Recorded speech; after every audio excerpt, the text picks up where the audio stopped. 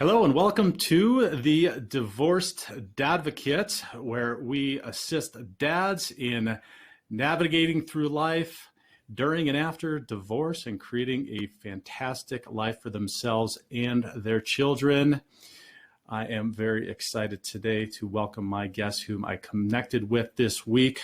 She is the founder of CAIM, a professional divorce services company that combines emotional and practical support before, during, and after divorce as it relates to finances and family.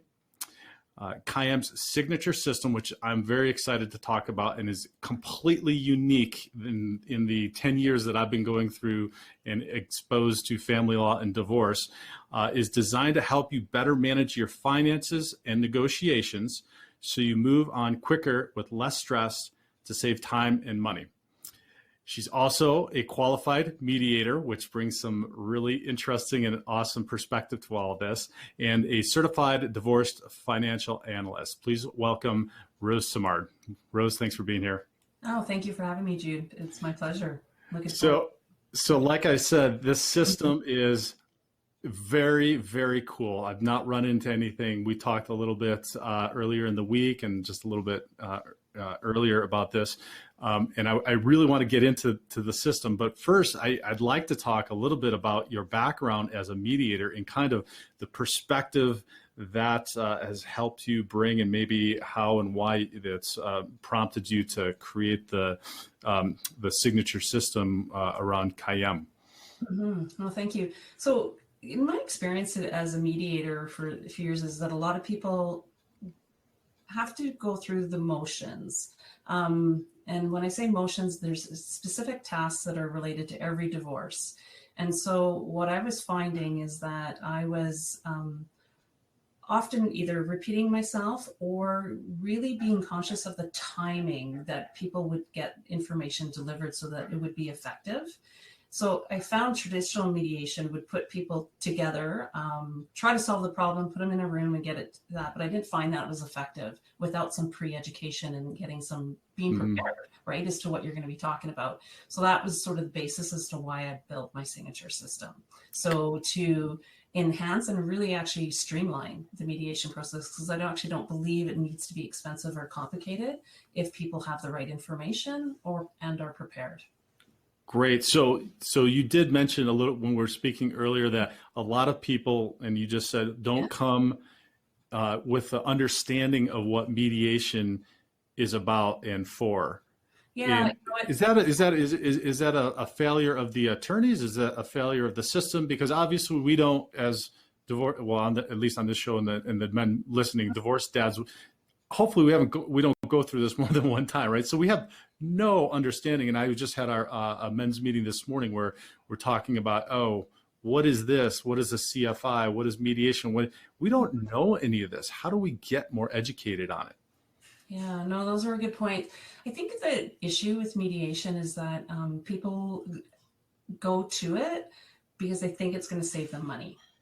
And that has been the attractives is that mediation, because if you can have a proper conversation and negotiations with people, of course, you're going to streamline it, right? So if you think about growing up and you remember the telephone game, right. That, if you whispered and said something to one person and then you had the other person communicate it and then it goes to the next person, by the time it hits, 4 or 5 people, it's actually not the same message.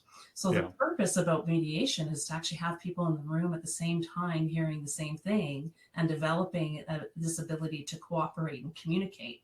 Because at the end of the day, when you go through a divorce, you don't have your lawyers, you don't have your mediator, you don't have anybody else there. You actually have to learn to, especially if you have kids, to cooperate with your spouse, right? So the intention behind mediation is to give you those skill sets to actually have a foundation for further conversation. It's not there to just fix the problem. It's not a one-time and done. It's about actually understanding the process and saying, hey, we actually did the work, not somebody else. And so it's an empowering process if they approach it properly. And I'll recommend out there to anybody listening, if you can go to mediation, work through this process and amicably talk about this, get in the same room, like you said, and work with somebody like yourself that can really look at all of these issues. It is an absolute lifesaver in the sense that you're not spending that time, the mental, emotional energy, et cetera, and the expense in going through all the way to court. And that can really set you up for a much better future with not only your ex, but with your children and going forward. Yeah. And you know what? One thing I often tell people too is that you can have a combination. You can do some things in mediation and some things you can work through your lawyer. So it doesn't mean doesn't have to be an all or nothing. So when you can understand what parts of your process, which professional can help you most, I think you could have it more efficiently. So if you're getting financial help from a financial person, or you need to deal with finances, you focus on that part with that right professional. The legal is the legal, and it should be the lawyer, right? And when you're talking about communication and cooperation and coming to decision making, that is the mediator's role. Okay, so I've always had the question then, from a mediator's perspective, would you rather have the attorneys there with them in mediation, or would you rather have each of the individuals there by themselves in mediation so they're not influenced by their attorneys? You know, it depends on the person. It really depends on the person. But true mediation, the lawyers shouldn't be talking for the clients anyways. The clients are the ones that actually have the conversation. So I believe people should have a support person. And sometimes that could be that lawyer, right? Because they want to know that they're not agreeing to. But how do I delicately put this? I said, I don't think the mediator has properly explained how the process works. And that's why people feel they have to have a need to have a lawyer. Okay. So mediation is not a binding process. It should be without prejudice, and it should be a safe environment for people to actually be open and honest and not feel like it's holding back, in the sense of saying, okay, well, if I concede this, I'm going to have to, that's going to come back to me later. It properly, and if lawyers are present, you lose that without prejudice. You lose that confidentiality, right? You lose that safe zone. So I prefer it without the lawyers, but I also think they should have a support person. Sure. That's very interesting, because I've had multiple attorneys, and I've had some that were, okay, go and do it. And some that, no, we need to be here. We need to be there. And so I've always wondered, and I know what I know at this point, after being in mediation multiple times, what I feel comfortable with, but I just was curious for those listening, how they should approach that. And maybe you have, and I know we don't want to talk too much about mediation, and we want to, and I'm going to get into the CAIM, but I think this is really, really important, because you brought up the point, it's just misunderstood about the mediation. And that's exactly how it was sold to me. I don't know how it is. You're in Canada. I'm here in Colorado, and many of the states here require mediation. You have to go to mediation before they'll allow you to go to the court process. So it's kind of sold to us like you have to do it, and it could save you money, but we need to be there, and we still need to represent you. And so it doesn't even really speak to, and the environment isn't even what you talked about of, being conducive to a positive outcome. Yeah.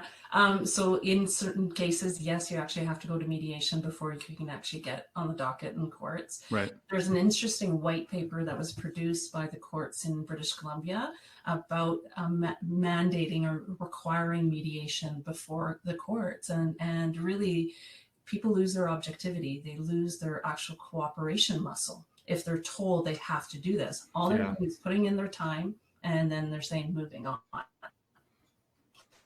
So I think it needs to be prefaced differently so that people understand that nobody, not the courts, not a lawyer, not anybody, can fix all the problems that divorce creates for anybody. And so if they can be empowered to understand that and understand how, what the consequences are for their actions, for what they say, what is the push-pull on all that stuff, then they get to understand that they're actually in control. If you hand over that control and think someone's going to fix the problems, that's usually what elongates the process and the expenses. which is where Rose comes in with CAIM, right? If somebody can reach out to you, and by the way, for those of you listening, if you listen to the end, and please keep listening, because Rose is going to have some excellent information here. But if you listen to the end, she's going to have a specific offer for those of you listening at the end. So, but this is where you come in. If couples, and I think you have different ways in which you approach this with singles or a couples packages where they can come together and collaborate through a CAIM system. So tell us, start walking us through this and how this is more effective than, oh, let's go hire our attorneys and we're going to work from attorneys, forward, as opposed to calling Rose and working through CAIM and figuring this out in a better way. Well, the way I approach it is that I see 3 major phases of divorce. You have to, if you have property to divide or you have children together, you have to exchange financial information. Okay. Up to that point, and then once you have everything, all the financial information, everything on the table, you have to know what it is you're negotiating. So the second phase is the negotiating. The third phase is the documentation, the legally, the closing of your agreements, right? Documenting all that. So what I think the biggest mistake most people make is that they get the lawyers involved too soon. So you have to, every person divorcing has to do the work. The lawyer is not going to collect your financial information. The lawyer is not going to handhold you and say, here, go do this. They'll give you a list and everything to get, which can often be very overwhelming. If people don't have a financial acumen, or they just, I'm going to say probably 100% of divorcing couples have different values about money. So think about that, right? So if they have different values about money when they're together, how complicated is this going to be when all of a sudden they have to exchange financial information is what they have to do. So it's now even, you're upping the level of anxiety. You're it's saying, like, here's the fear. I'm worried that, I'm going to be taken to the cleaners or I'm going to be left with nothing. And that's what most people are going on. But if they understand that the laws are there to protect both individuals, no one is ever going to be left with nothing, and no one's going to get everything. Right? So at some point you are negotiating somewhere 50-50, maybe 40-60, depends on your circumstances and your future prospects. So until you know what you're actually negotiating, you don't need to engage a lawyer yet. You need to be informed. And that's where my system comes in, is about information. It's breaking it down into manageable steps so that you don't get overwhelmed and you don't skip something and realize, oh, I didn't do that part. And so everything crumbles. So it's almost like a foundation, right? If you don't do things properly from the get-go or in the right sequence, you're going to be coming back and repeating, or you're going to doing it over again and wasting time and money. So Rose, I think this is absolutely brilliant, because it's not something that I have ever thought about, but now that you say this, I'm thinking back not only in my life, but all of the men that I talk to on a weekly basis, and all of the books, the books I've read about values and talking about values and what the biggest challenges are with in relationships or in marriages. And you're right, the financial piece is like the number one thing that comes up all the time. And so then when we're in this chaotic state of divorce, which, for men, it's chaotic and we don't like chaos, right? Our masculine nature is orderly and, having a way to move forward. And then for women also, I'm sure, is being uncertain about how this works out. We're like, oh crap, I need to figure this out, because either I'm going to be destitute and not have any money, or it's going to severely impact my lifestyle. And I think we can both agree it will have a detrimental impact on your finances, because divorce does that. But you can mitigate it by focusing first on that. So that is absolutely brilliant. Yeah, and it's coming down to facts and figures. The laws are actually pretty clear in terms of how you divide property, right? There are nuances from state to state and province to province, but 80 to 85% of the process is the same no matter where you live. So then once you know the foundation and the basics, then you can figure out what is unique to your situation and then learn to apply the law. right? And how it applies. And it's like a roadmap. It literally is a process that you don't have to worry about, well, what is it about I want? Numbers are numbers. Right. So if you can base it on facts and figures and stop, like, attack the issue, and really it's about dividing a pie, right? As Mhm. opposed to attacking each other, right? And thinking, and if it can remove the fact that it's like, oh, this is being done to me, you know what? There is no financial upside for either party for a divorce. So if you can get past that part, and just understand that let's make the best of a bad situation and move on quicker with least amount of expense, then you know what?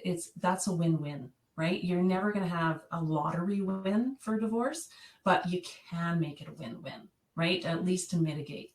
So how do you mitigate that emotional part of it? Because so we can look at it and say, hey, this is a transaction, and I think men might more naturally be able to break the emotion. Not all of us, trust me, but most of us say, okay, this is a financial transaction that I need to figure out and work through and remove the emotions from it because I can see how this will help the future. But if you run into clients like that, how do you mitigate those that emotions that get wrapped into the financial part of it?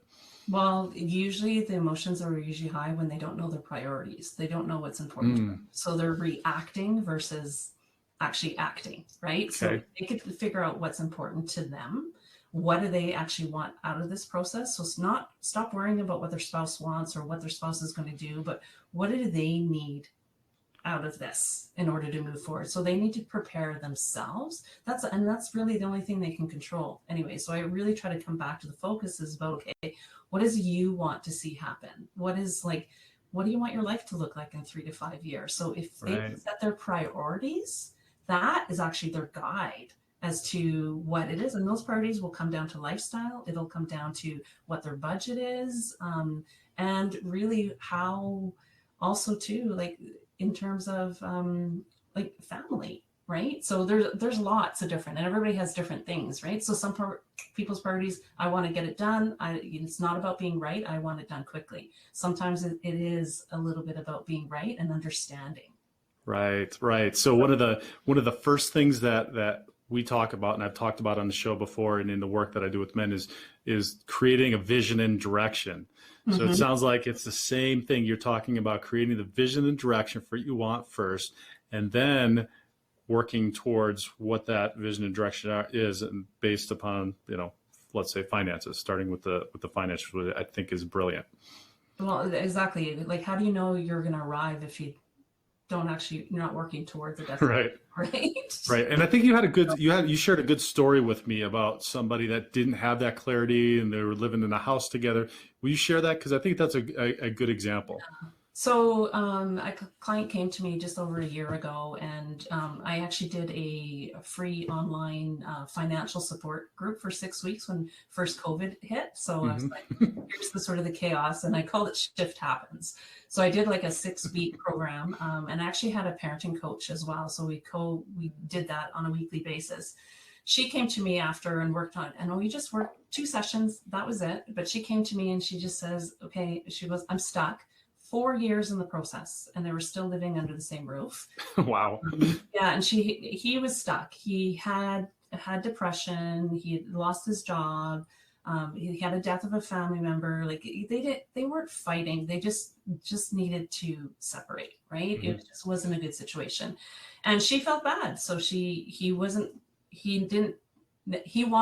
him to leave, but he just never left. Right? Never engaged a lawyer, just did nothing. So he was just distant and kind of vacant, right? For 4 years.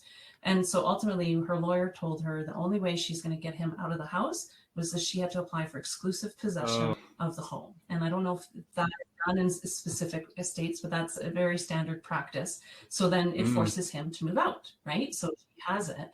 That would cost her $10,000 and create all kind of contentiousness in the house, right? Yeah. And you know what? She didn't want that for him. Like she just wanted to move on. So she started working with me, and we looked at her finances. I said, well, have you made an offer? Like usually I said, he's usually stuck because he doesn't know what he has. He doesn't know how he's going to pay for things. He doesn't know. He's unemployed. He had lost his job. Said he has no clarity about finances. So how do you think he's going to move out if he doesn't know how he's going to pay for things and what he's going to get? And she's like, okay, good point. So we worked out with her finances. And an interesting comment she said, she goes, well, I did this all with my lawyer. I gave this all to my lawyer. And I said, and 2 years, lawyer never reviewed any of it to her because he never engaged a lawyer and they never got his financial disclosure. So we just high level just did a spreadsheet. I never looked at her documents. I just helped her put it all together. She put an offer, like did 3 different scenarios, A, B, and C being, if you don't give me a decision by this date, this is what's going to happen, right? So she gave him 2 options in order to decide from. And within 3 months, he moved out.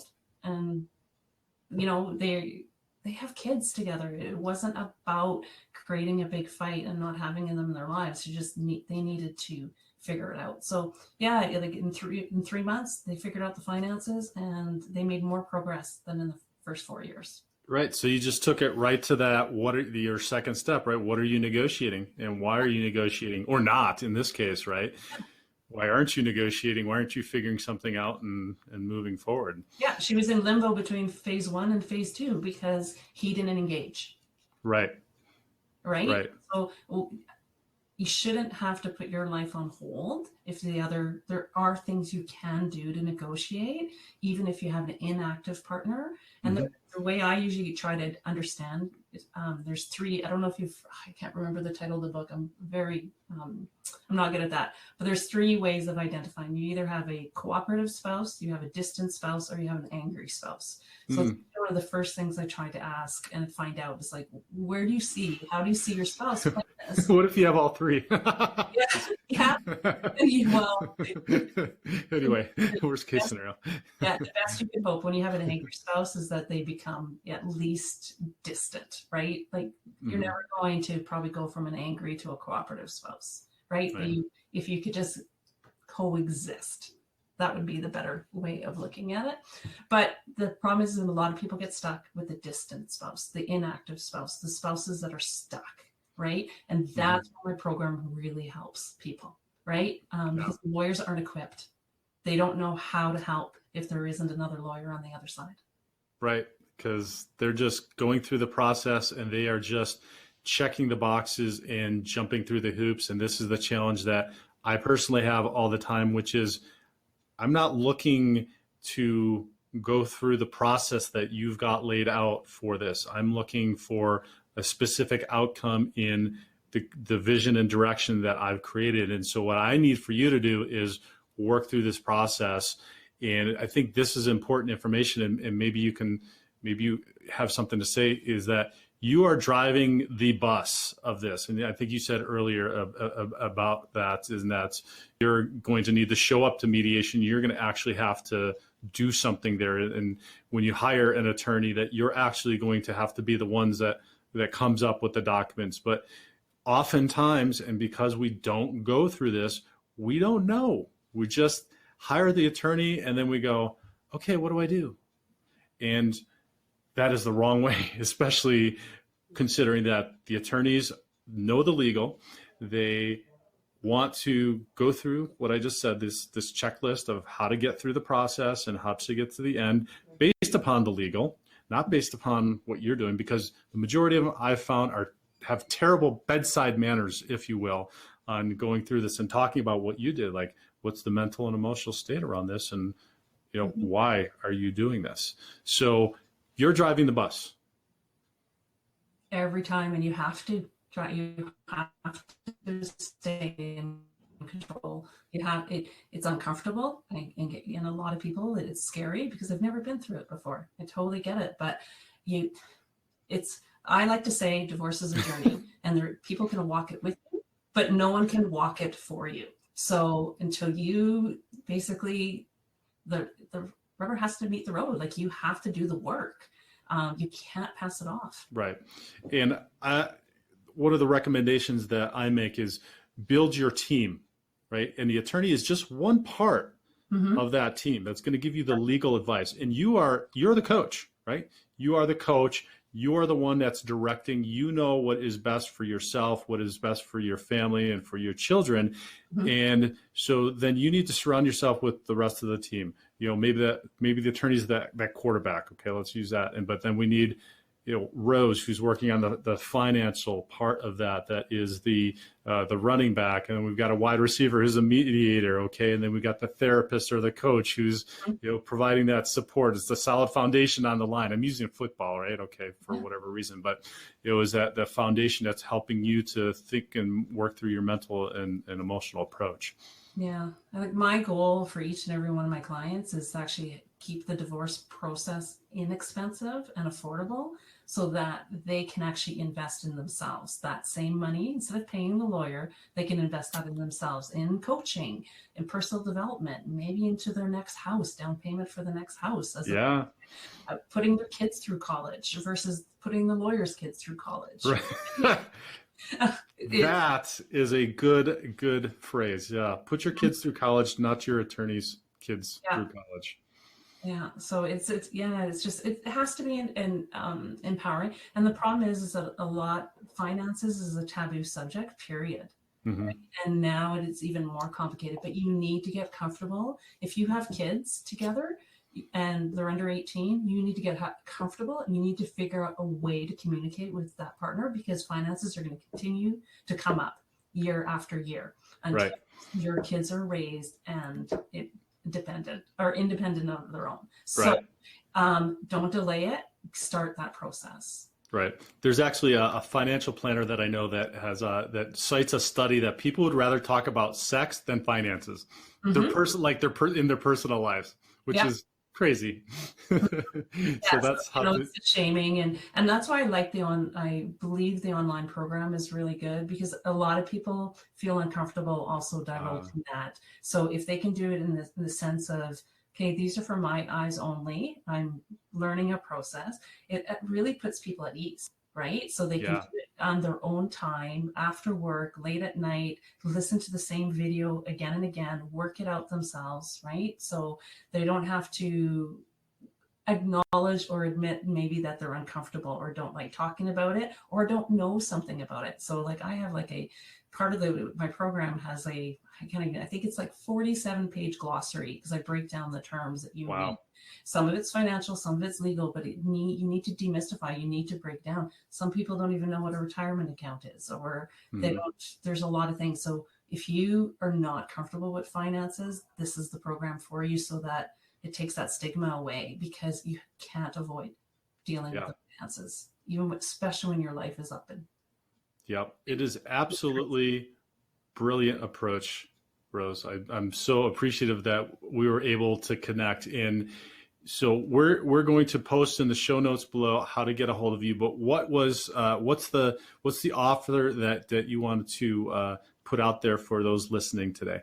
So I've created, it's just some tips and techniques, and I call it the lowdown on negotiating your divorce successfully. So it's tips and techniques to create better outcomes. So it's just a one-pager to give you ideas. It's a guide, right? Okay. To know how to, because divorce is a negotiation, and unless you successfully negotiate it, you're going to be in it for a long time. So things, right? So it's very business-like in a way, but I bring it down to the level of what it is and how it relates to divorce. Okay, so we'll have a link to that freebie in the show notes, and then if somebody wants to get a hold of you, what is the best way to get a hold of you or reach or look at the CAIM system? You know what? I would suggest check me out on Instagram. I put a lot of tips on there. So my handle is Divorce Edge. Divorce Edge.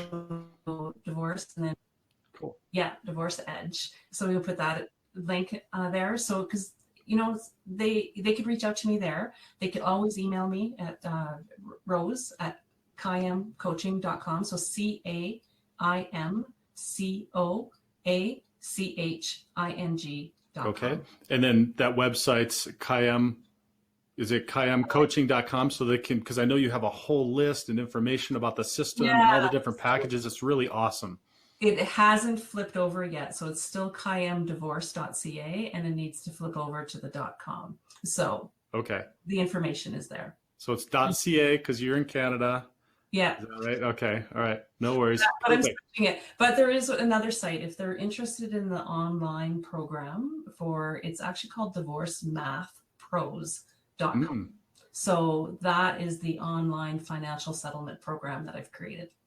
Okay. Awesome. Well, get a hold of Rose and she will direct you in the right place that you need to go. She'll be your quarterback for starting this process. And I am soon to start a resources page on the divorcedadvocate.com. So those who are listening can also look there and check that out, or get connected with me or send me a message through the divorcedadvocate.com website. And also, I'm going to ask everybody again, if you found value in what we talked about today, please like the video, share a comment. If you're on a podcast platform, leave a review for Rose and I. Are you anywhere else, Rose? You said Instagram, online. Is there LinkedIn or Facebook? LinkedIn, my name on LinkedIn, and as well on Facebook, personally, as well as CAIM and Divorce Math Pros. So I'm everywhere. Awesome. Rose Simard, thank you so much. This is one of the most exciting things that I've heard about as a resource for divorce. So I really appreciate what you're doing. No, thank you so much. I really enjoyed our talk. All right. Take care. Take care.